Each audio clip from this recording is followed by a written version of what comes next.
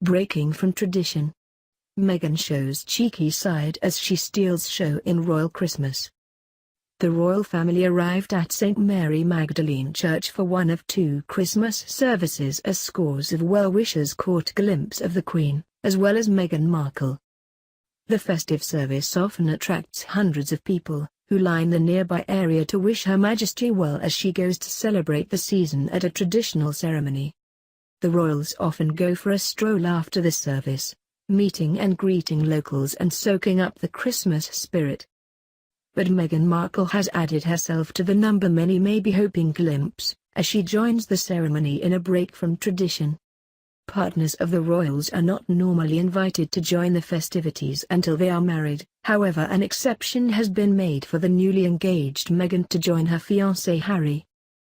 She even poked her tongue out for royal watchers. Crowds were also cheered to see Ms Markle demonstrate she had mastered the art of the curtsy. Ms Markle walked arm in arm with Harry as they made the short journey from Sandringham House to the church with other royals, including the 96-year-old Duke of Edinburgh. She seemed at ease, smiling and chatting as they walked alongside William and Kate, who is pregnant with her third child. The Queen, who was too unwell to attend last year's service after being struck down with a cold, arrived separately with the Duchess of Cornwall in a royal Bentley and joined the group from the house, which also included the Prince of Wales. Hundreds of well-wishers turned out to catch a glimpse of the royal family, with some arriving in the middle of the night to ensure a good view. As they emerged from the church after the service, Ms Markle and the Duchess of Cambridge both curtsied to the Queen as the monarch chose return to Sandringham House by car as well. Then both Ms Markle and Harry, and William and Kate stopped to chat to some of the well-wishers. Among them was Judith Wallace, who was sitting in a wheelchair and is staying at the neighboring Park House Hotel on her first Christmas Day visit to Sandringham.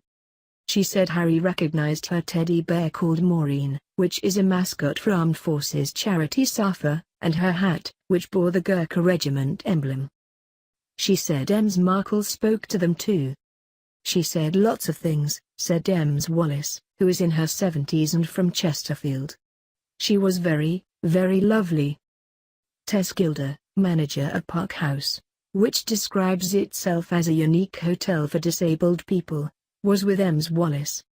She said of Ms Markle, she was just so natural, so lovely. She added, I think they just wished us a happy Christmas and were interested in whether we had been before. Emily Randall, 31, was first in the queue to get into the area by the church, with her boyfriend Jamie Mackay, 42. She said they set out from Chichester in Sussex before 10 p.m. on Christmas Eve and arrived at Sandringham at about 2 a.m. We thought it would be really busy, she said. We looked online. We were the first ones here, camping in the dark for 2 hours. She said they had missed the Queen when she visited Chichester, so decided to make the trip to Sandringham. While the Queen made the return journey by car, the rest of the family, including the Duke of Edinburgh, walked back to the house.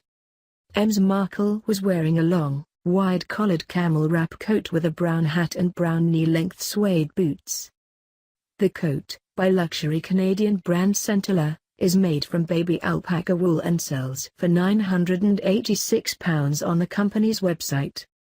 She was clutching a brown leather Chloe Pixie bag, which sells for £1,400.